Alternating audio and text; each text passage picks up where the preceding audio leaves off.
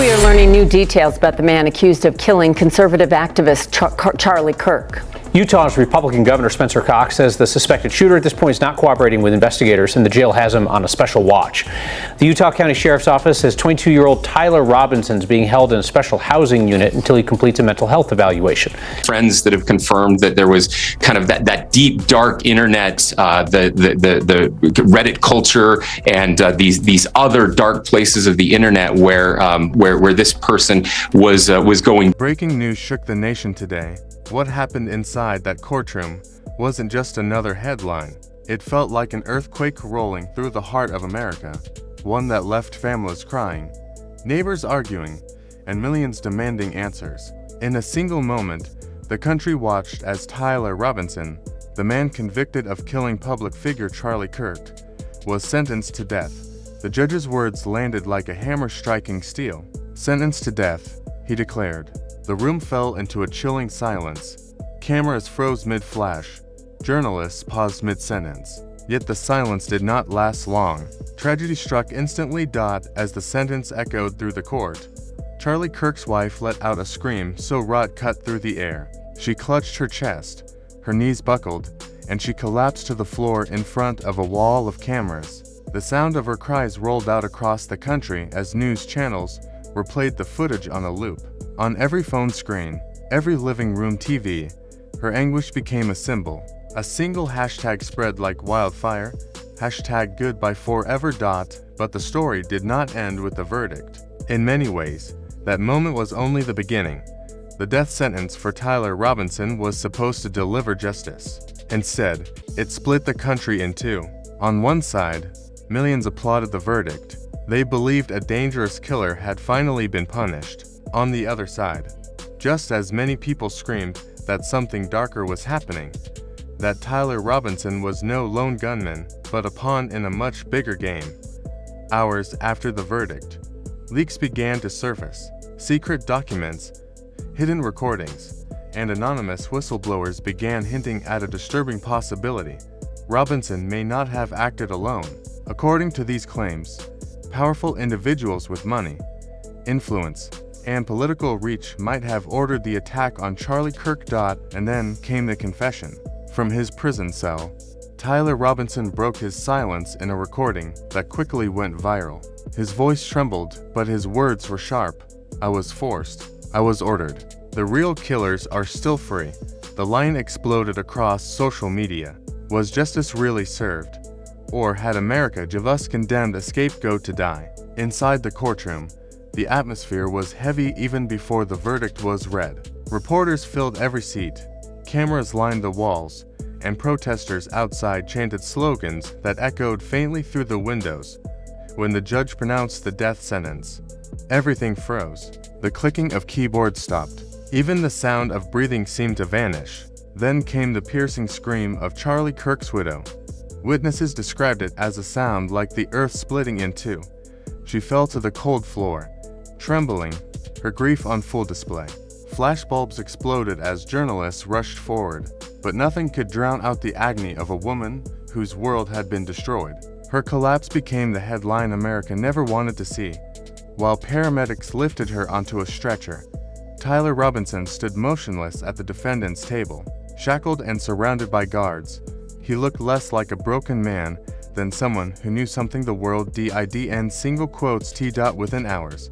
A leaked recording of his voice swept through Twitter, TikTok, and YouTube. Millions listened as he insisted, "I did not do this alone. I was ordered. I was used. The real killers are still free."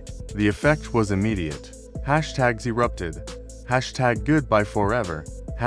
#coverup. #who killed Charlie Kirk. As journalists dug deeper, more shocking details emerged. Classified documents allegedly hidden inside government archives appeared online. They linked Tyler Robinson to backdoor political meetings, hush-hush payments, and powerful lobbyists. Names of senators and corporate giants surfaced in whispers. The narrative shifted overnight from a lone gunman to something far more sinister, a possible state-sponsored assassination. Charlie Kirk's death stopped looking like an isolated tragedy and started to resemble a conspiracy. Meanwhile, His wife lay in a hospital bed. Her collapse replayed endlessly on television. Photos of her unconscious, an oxygen mask over her face, flooded social media. She became the living image of America's heartbreak. Supporters sent flowers and prayers. Critics demanded answers. Why was Charlie Kirk left unprotected? Who was behind the man with the gun? Tyler Robinson's attorney fanned the flames further. Standing before microphones, he declared, "My client was a scapegoat. He was pressured, paid, and cornered. This was never about one man. This was about silencing Charlie Kirk." He held up a thick folder of documents he claimed proved Robinson was not the mastermind, but a puppet in a deadly political theater. The crowd gasped. Reporters shouted questions. The country's trust in its institutions crumbled a little more. If the courtroom drama wasn't enough, another video surfaced, allegedly from inside Tyler Robinson's prison cell. In it, he paced like a man haunted, muttering, "I'll die, but the truth won't die with me." His eyes were wild, fists clenched. The footage went viral, fueling theories that Robinson knew names too dangerous to reveal. YouTube channels racked up millions of views dissecting every second. TikTok creators lip-synced his confession, captions screaming, "The real killers are still out there." Twitter debates turned vicious.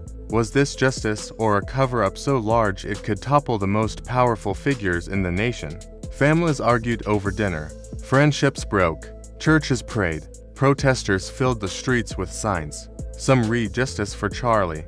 Others read justice for Tyler. The country wasn't healed by the verdict. It was torn apart by it. Outside the courthouse, protests swelled into chaos. Barricades trembled as crowds clashed. Police sirens wailed. Helicopters circled overhead. In New York, buildings burned. In Los Angeles, federal offices were stormed.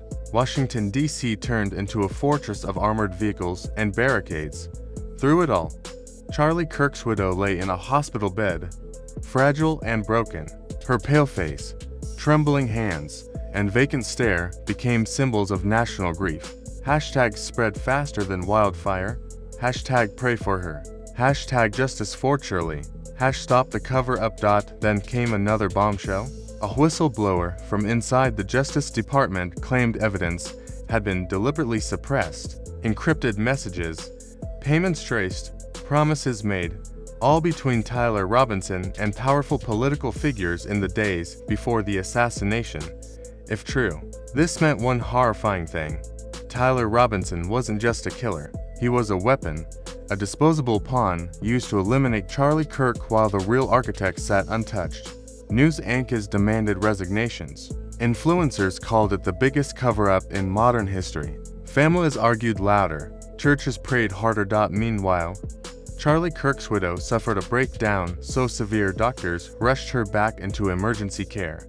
Witnesses said she screamed uncontrollably, clawing at her arms, crying, "They took him from me. They're taking everything from me." The video leaked. Millions watched her anguish on TikTok and Instagram. She became the unwilling face of America's pain. As his execution date drew near, Tyler Robinson transformed from villain to paradox. On one side, he was branded a monster. On the other, he became a martyr, a symbol of government corruption. College students wore shirts with his face, not to glorify his crime, but to protest what they called state lies. Memes spread with his final courtroom words, "My blood will expose the truth," painted across burning flags. The government scrambled. Officials held emergency press conferences, insisting the trial was fair, the verdict just, the sentence deserved. But their voices cracked under disbelief. Each time a politician spoke, hashtags like #liar and #cover-up trended instantly. Then came an audio leak. Two men, allegedly high-ranking political aides, laughing. One voice said, "Tyler will take the fall. That's what he's for. No one will ever trace it back to us." The audio ignited fury. Was this the smoking gun?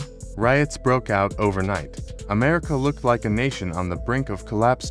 As the countdown to Tyler Robinson's execution ticked away, the widow appeared outside the courthouse, pale, trembling, draped in a black coat over her hospital gown.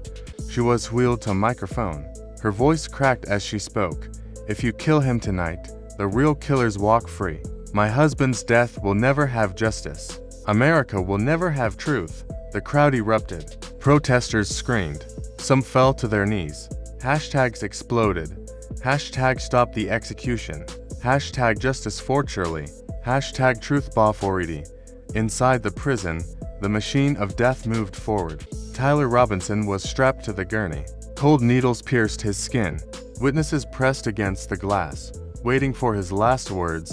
His voice, low and broken, carried the weight of dynamite. Charlie wasn't just a man. He was the last shield against them. They killed him. Now they're killing me. And when I'm gone, you'll all see who they really are. Gasps filled the room. Guards froze. Journalists scribbled furiously.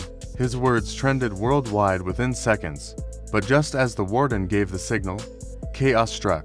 An alarm blared. Guards rushed in, waving papers, an emergency injunction from a federal judge. The execution was halted. New evidence had surfaced, though no one yet knew what it was. Speculation exploded online. Anonymous emails hit newsrooms with grainy videos showing masked men exchanging a briefcase full of cash. Analysts claimed one of the men was a senior political figure. Some called the footage fake.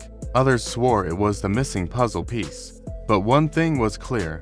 America now believed the conspiracy was real. Tyler Robinson remained in his cell, alive but silent. Protesters camped outside prison gates, refusing to leave. Some held candles, others held rifles. The nation became a powder keg ready to explode. Charlie Kirk's widow, fragile and broken, tried one last time to address the crowds. Standing in the rain, clutching her husband's old Bible, she cried, "They will kill him like they killed Charlie. Don't let them." Moments later, her body gave out. She collapsed into the mud, unresponsive. Cameras zoomed in as paramedics swarmed. Her pulse was weak. The image of her lifeless body became the most shared photo in the world. People didn't just watch. They wept. Inside the prison, Tyler scratched a final message into the wall with his fingernails. When she dies, America dies with her. The photo leaked within hours. By morning, it had over 200 million shares. Cities erupted. State capitals were stormed. Government buildings burned. The death sentence that was supposed to bring closure instead unleashed a nightmare no one could control. A widow could no longer stand. A killer's silence screamed louder than bombs. A dead man's shadow haunted every headline. America would never be the same. What was supposed to be a moment of justice turned into the darkest night of modern history. Millions tuned in hoping for closure, but that instead witnessed chaos, betrayal, and a truth too dangerous to handle. Tyler Robinson's last words still echo. "This isn't my end. It's theirs. Tonight, the world cannot decide what haunts it more. The cold execution chamber, or the widow's lifeless body collapsing into the storm. Was this justice? Or was it murder disguised as law? Was Tyler Robinson a killer or a scapegoat? Did Charlie Kirk die because of one man, or because of a network of power that remains untouchable? One thing is certain, the final chapter of this story hasn't been written yet. Tyler may be gone, the widow be broken, but the fire of truth still burns in the hearts of those who refuse to stay silent. If America forgets this night, then Charlie Kirk dies all over again.